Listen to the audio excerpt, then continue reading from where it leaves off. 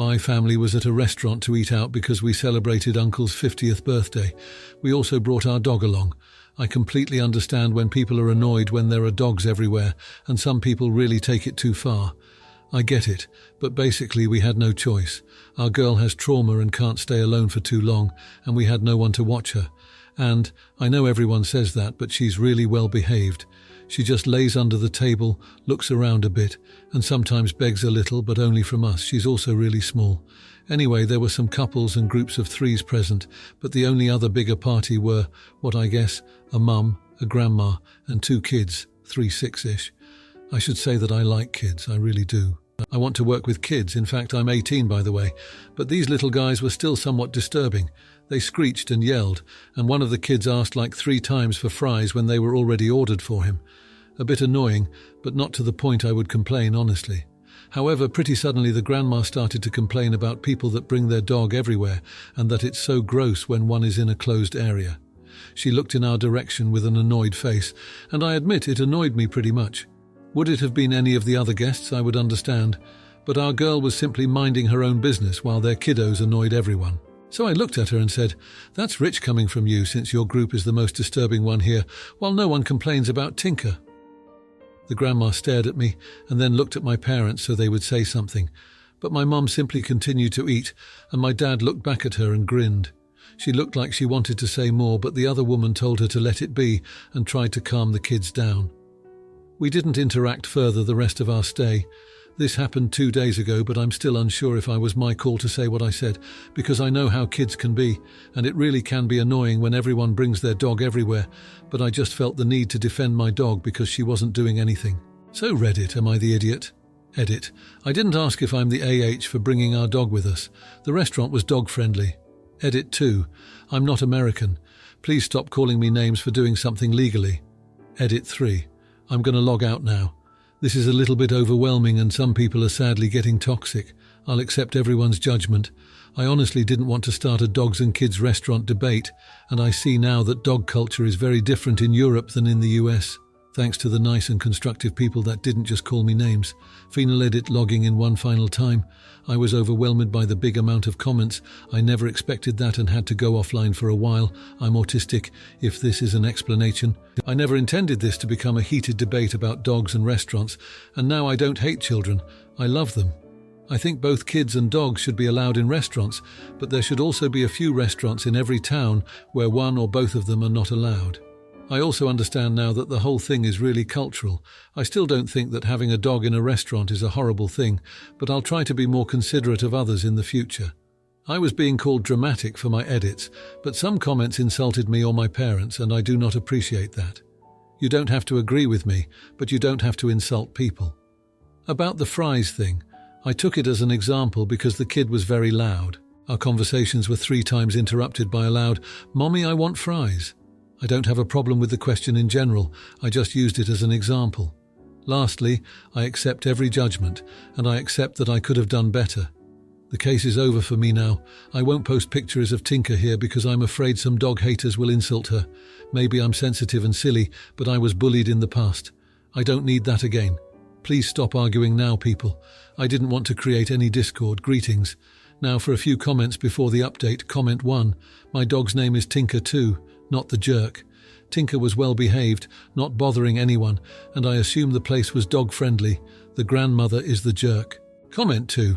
Not the jerk. If the restaurant allows dogs, then it's not your fault for bringing her. The grandmother is the jerk. Now for the update. The situation with the grandma at the restaurant seemed to have settled down, but little did I know it was just the beginning of a series of events that would leave me scratching my head. After the incident, my family and I continued to frequent the same dog-friendly restaurant without any further issues. Tinker, our dog, was as well behaved as ever, and we even received compliments from other patrons and the staff on how calm and quiet she was. Things were going smoothly, and I was starting to think that maybe I had overreacted that day with the grandma. However, about 2 weeks later, we ran into the same family again. This time, they had a small dog with them. It was a bit surprising considering the grandma's previous comments. Their dog was not as quiet as Tinker. It barked at every passerby and even nipped at a waiter's heels. The irony of the situation wasn't lost on me. but I decided to keep my thoughts to myself, not wanting to stir up any trouble. A few days after that encounter, my uncle, the one whose birthday we had celebrated, called me. He said he had heard from a friend about our run-in with the grandma and her family. Apparently the story had spread and now there were rumours that my family was causing trouble at the restaurant. My uncle was concerned about the family's reputation and he asked me to avoid any further confrontations. I assured him that we hadn't done anything wrong and that Tinker was always well behaved, but the conversation left me feeling uneasy. I didn't like the idea that people were talking about us, especially when the stories were twisted and exaggerated. Things took an even stranger turn when I started my new job at a local daycare centre. I love working with kids, and I was excited to start. But on my first day, one of the mothers approached me and asked if I was the dog girl from the restaurant. She had heard about the incident and seemed to be judging me for it. I tried to explain the situation, but I could tell she wasn't entirely convinced. The next few weeks at work were tough. I felt like I was under a microscope, with some of the parents whispering and giving me sideways glances. It was stressful, but I focused on doing my job and caring for the kids, which was what I was there for. Then, just a few days ago, the restaurant called us. They politely informed us that while they were still a dog-friendly establishment, they had received complaints from other customers about dogs being present while they were dining. They didn't specifically say it was about Tinker, but the implication was clear. They asked if we could refrain from bringing her in the future to avoid any issues. I was stunned. Tinker had never been a problem, and now it felt like we were being punished because of the grandma's complaints and the rumours that followed. My parents were upset too, but they didn't want to cause a scene, so they agreed to the restaurant's request. Now I'm left wondering what to do. Tinker is part of our family, and it doesn't seem fair that she's no longer welcome at the restaurant because of some unfounded complaints. On the other hand, I don't want to make things difficult for the restaurant or my family, and with the tension at work, I'm feeling more isolated than ever. I'm torn between standing up for what I believe is right and trying to keep the peace. It's a tough spot to be in, and I'm not sure how to move forward. The whole situation feels like it's spiraled out of control, and I'm at a loss for how to handle it. Now for the comments. Comment 1. Oh, the irony. A well-mannered pooch gets the boot while human tykes run amok. Next time, maybe suggest a kiddie leash for the tots. You're not the idiot, but maybe find a spot where Tinker's tail wags are more appreciated than toddler tantrums. Comment 2. Hey, standing up for Tinker was totally fair. It's rough when your fur baby is better behaved than actual babies. You're not the idiot, but it might be time to sniff out a new hangout where both your reputations stay as spotless as Tinker's behaviour. Now, for the next story. My parents are late for everything. They were late for everything while I grew up, and they refuse to care about being late. They do not care how disrespectful it is to everyone else. My older siblings have adjusted to this by planning all kinds of slack into their schedules. Our parents showed up late to both of their weddings, but that had been accounted for, so they were able to participate in the weddings as planned. The same goes for family get-togethers that are hosted by anyone other than my parents. My siblings planned for them to be late. I went the other way. When my parents were late for my high school graduation, I told them that I would never wait for them for any event that I had power over, and I have held to that. When my wife and I hosted our first Thanksgiving after we bought our home, we started eating on time. My parents showed up late after visiting with other family and were surprised to see us all laying around in tryptophan comas. My wife and I got married last weekend and the ceremony went perfectly. Other than my mother not being involved in the candle lighting, my older sister was my backup. My parents showed up 3/4 of the way through the ceremony and ended up sitting at the back of the church. They kept everything in during the receiving line and the formals, but they let me have it afterwards and before the reception. They were very disappointed that they did not get to participate in the ceremony and that they missed so much of it. I was ready for this. I had one of my friends waiting and he took their pictures when they were entering the church and sitting down at the back. He sent me the pictures as a text and as an email. I asked my parents to show me their invitations. They did not have it with them, so I pulled out the one I had ready for this. I showed them the time on the invitation. I asked them what time they showed up. They said that they were only 5 minutes late and that I was a jerk for not waiting. I pulled up my text messages and my email.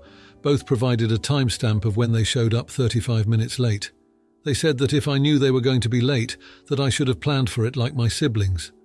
I told them that I had not put up with their nonsense since I graduated from high school, and why they thought I would start now almost 15 years later. I told them that my siblings could coddle them all they wanted, but to enjoy their time with me, they had better learn to be punctual. They said I was disrespectful, and if I did not like their behavior, that was entirely my problem. I agreed and said I would be handling all my time with them the exact same way. Now for a few comments before the update. Comment 1. They said I was disrespectful, ha ha ha ha. You're the disrespectful one. Chronic lateness is a lack of respect for other people. Good for you for standing up for yourself, not the jerk.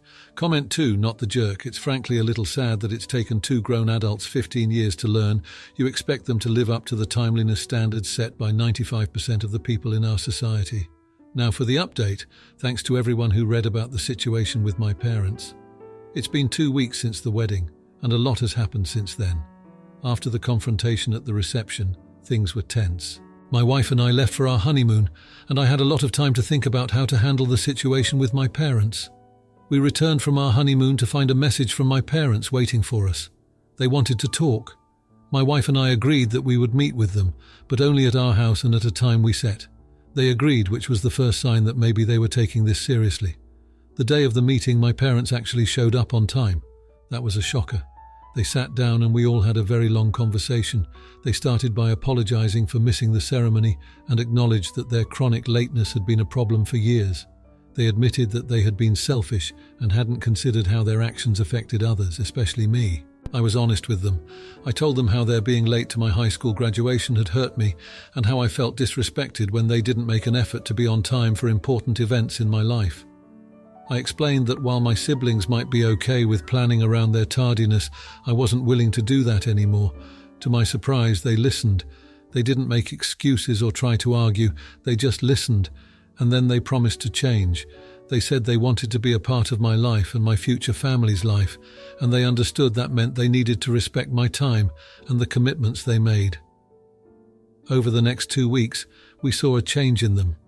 They started showing up on time for family dinners and other small events. It was like they were trying to prove that they could do it. And honestly, it felt good to see them making an effort. My siblings were surprised by the change in our parents. They were so used to planning for their lateness that it took them a while to adjust to our parents actually being on time, but they were happy about it. It seemed like my confrontation had sparked a change that was benefiting everyone.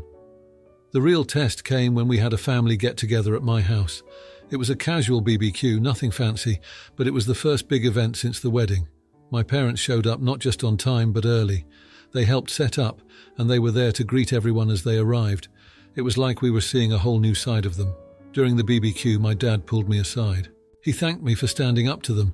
He said that it had been a wake-up call, and that he didn't want to be the kind of person who was remembered for always being late. He wanted to be remembered for being there when it mattered. My mom echoed his sentiments. She had tears in her eyes when she told me that she was sorry for all the times they'd let me down. She promised that from now on, they would do better. And I believed her. The BBQ ended up being a great time. It felt like our family had turned a new leaf. There was no tension, no waiting around for people to show up, just good food and good company. As for my wife and I, we're doing great. We're settling into married life and enjoying every minute of it. We're both happy that my parents are making an effort to change. It's brought us all closer together, and it feels like we're starting a new chapter as a family. In the end, I'm glad I stood my ground. It wasn't easy, but it was necessary, and it led to a happy ending that I wasn't sure was possible. My parents are on time now, and our relationship is better for it. It's nice to know that sometimes standing up for what you believe in can lead to real change, and that's exactly what happened here. Now, for the comments. Comment 1. Not the idiot. It's tough love, but sometimes that's what it takes for people to realize the impact of their actions. You're not being disrespectful. You're setting boundaries. It's great that your parents finally acknowledge their behavior and are making an effort to change. Keep communicating openly and honestly. Comment 2. Not the idiot. Reminds me of when my cousin had to set boundaries with our grandma who'd always show up late. It caused a bit of a stir at first, but eventually grandma started being on time. It's all about consistency and not enabling the tardiness. Good on you for sticking to your guns. If you liked this video, you'll probably like these too. Also, while you're here, please consider subscribing. It's your support that keeps this channel alive and allows me to make better and longer videos. Have a great day.